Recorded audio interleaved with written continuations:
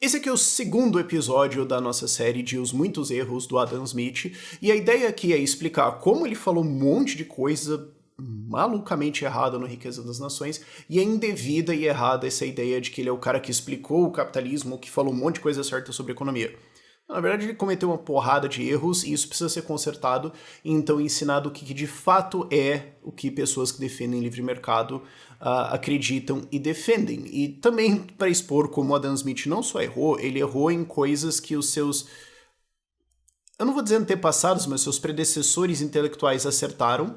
E aí não só ele às vezes aprendeu errado, mas quando ele acerta muitas vezes é plágio.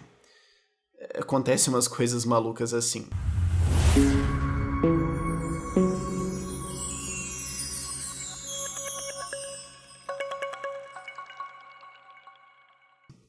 É importante entender esses erros porque muitos desses erros existem até hoje e porque também, como eu falei no primeiro vídeo e repito aqui, eu me irrito demais quando a galera cita Adam Smith para dizer que, olha só, deixa eu falar um negócio aqui sobre capitalismo e tudo mais, sendo que, largamente, ele não falou coisas novas, úteis sobre capitalismo, e isso só mostra que a pessoa não leu ele, não leu coisas sobre capitalismo depois e, em muitos casos, é, na verdade, só um socialista. Isso posto, teoria de produção. E nesse capítulo, Uau! O Adam Smith entra numa definição inteiramente inútil e completamente nonsense de trabalho produtivo, produção produtiva, e trabalho improdutivo, coisas que são inúteis ou que não agregam a riqueza.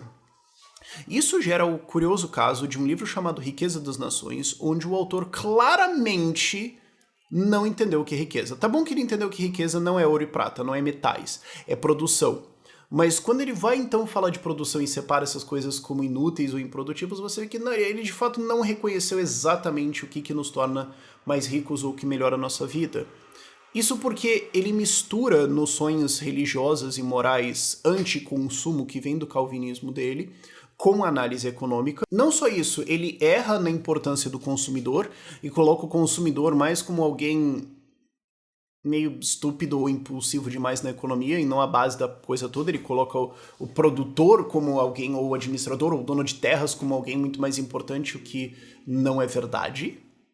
Isso, por sua vez, mostra um elitismo dele, uma sensação de que eu faço parte do grupo das pessoas importantes da sociedade e vocês não, e vocês precisam ser salvos de você. Ele fica criticando um monte de consumo e valorizando investimento em produção muito mais do que ele deveria, e, por fim, ele tem uma crítica muito maluca contra lucros altos, como se lucro alto fosse um problema, uma coisa errada ou um risco de degeneração moral.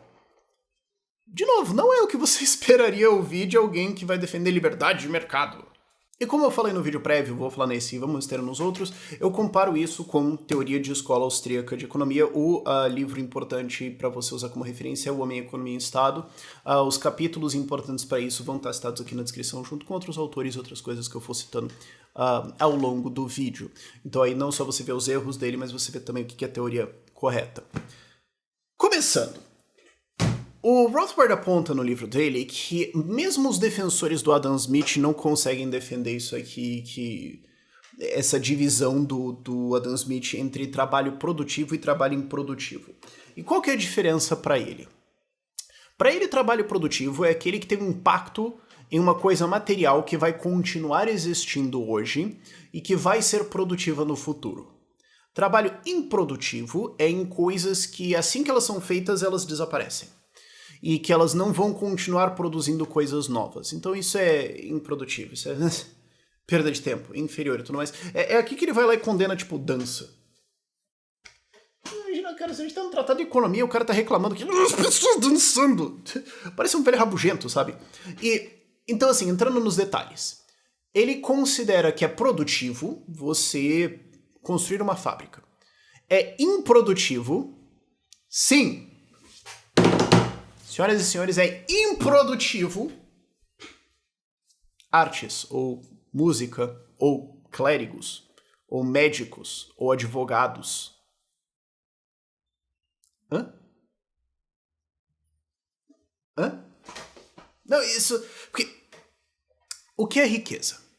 Como eu falei no primeiro vídeo, ele acerta em dizer que riqueza não é metais, não é ouro e prata. Mas bem que isso já era bem entendido antes dele, ele só ajudou a popularizar a noção um pouco mais. Riqueza é produção. Até aí tá. Até aí tá bonitinho, até aí tá certo.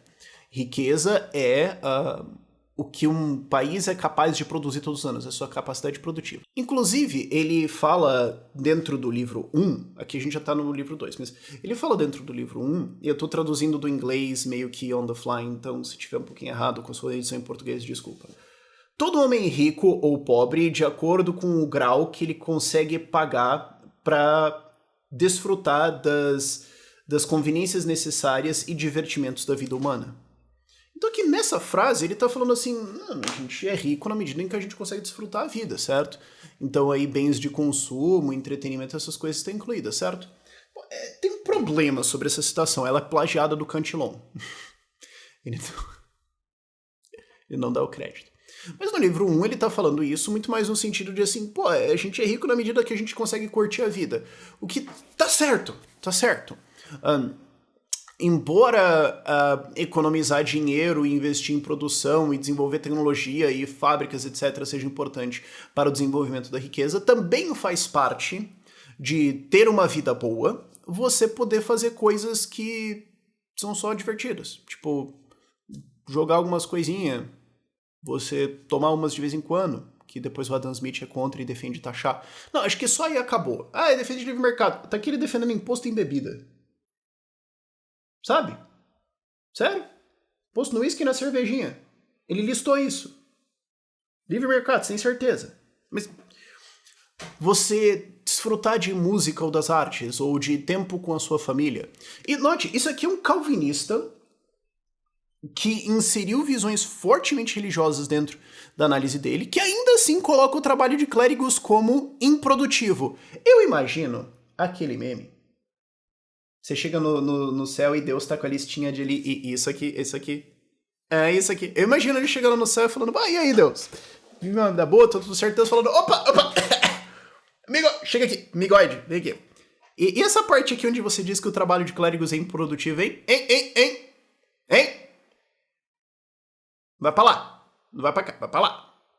Imagina ele tendo que prestar explicações pra isso depois, essa leve omissão.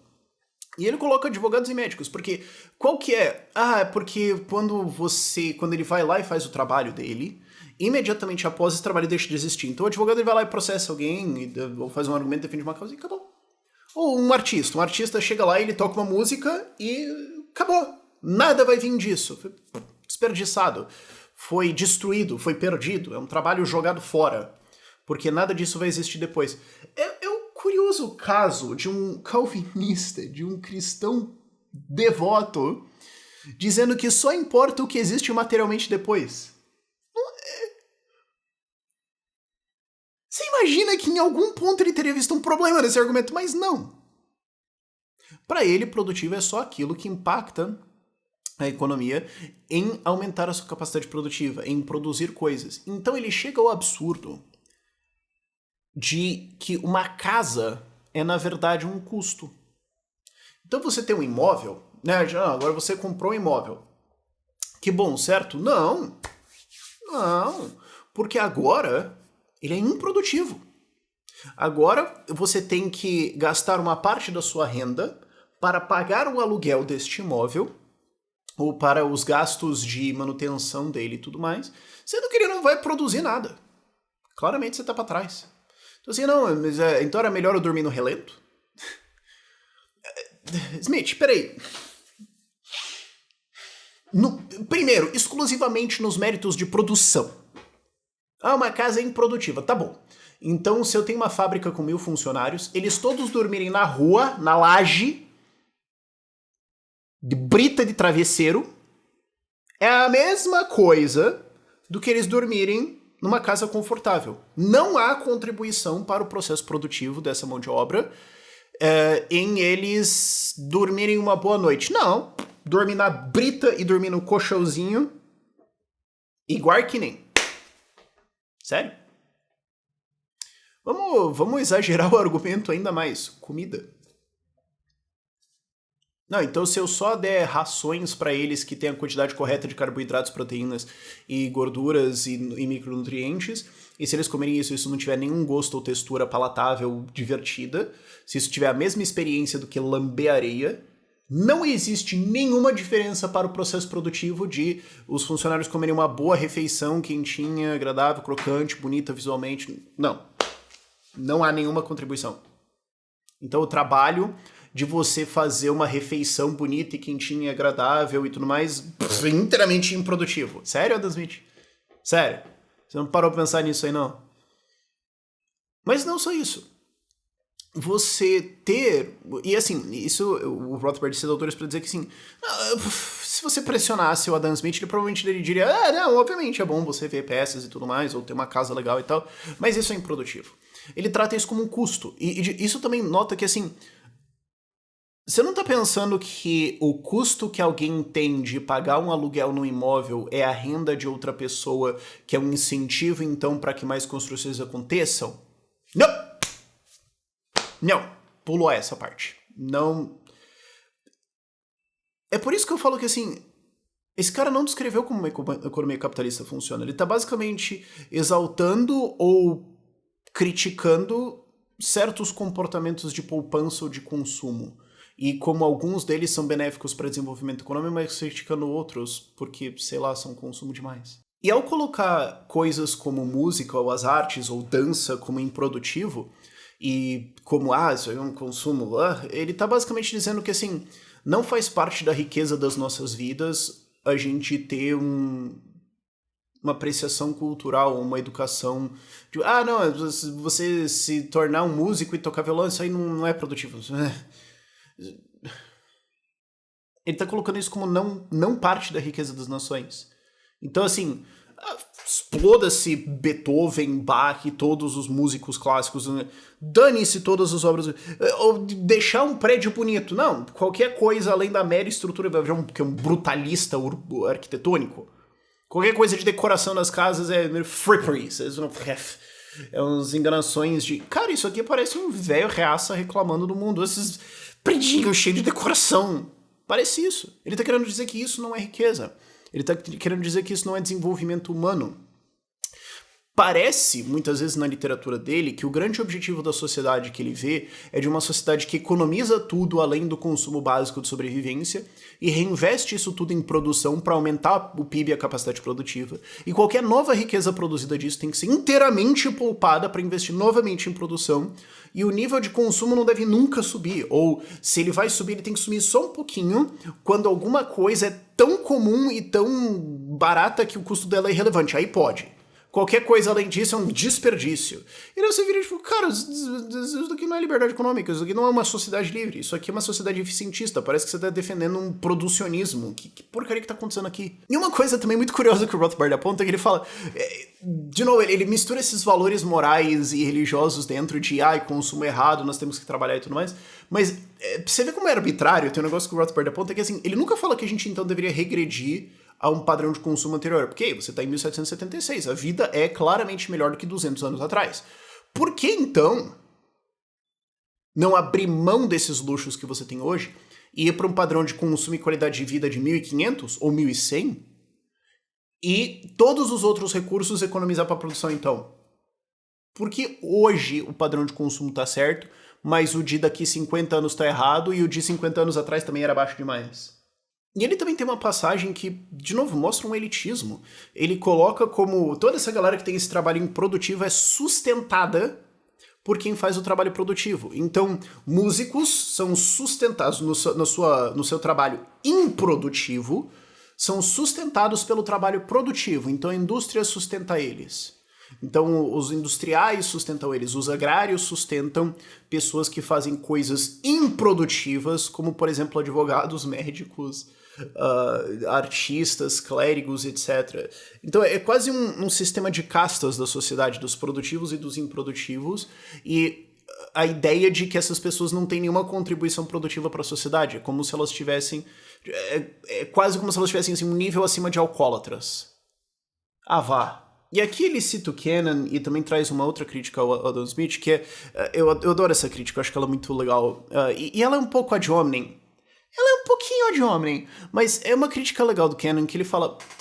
Muitos seres humanos têm a tendência de achar que aquilo que eles fazem é o pilar da sociedade. E assim, todos os trabalhos são importantes, inclusive eles existem porque alguém escolheu pagar você. A não ser que você trabalhe pro Estado, claro, aí ninguém escolheu pagar você. O que não significa que o seu trabalho é inútil. Tipo, profissões que estão dentro do Estado seriam necessárias mesmo se o Estado não existisse. Tipo, professores. Ou resolvedores de disputas e arbitragem, como advogados e juízes. Isso seria importante. Mas... se você está dentro do Estado, ninguém escolheu pagar você. Esse é o ponto que eu quero fazer aqui. Agora, se uma profissão existe é porque ela é importante para alguém. Mas não que ela é o pilar absoluto da sociedade.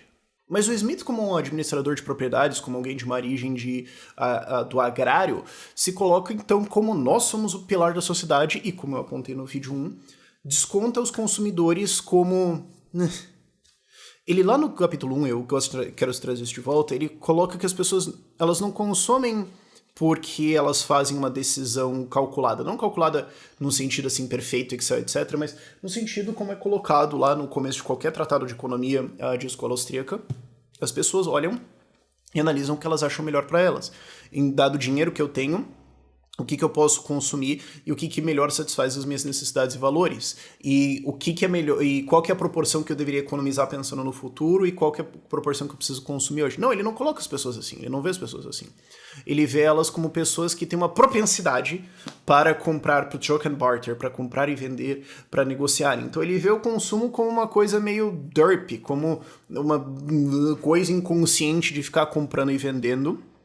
E como ele critica bastante consumo, é quase como se ele lamentasse consumidores.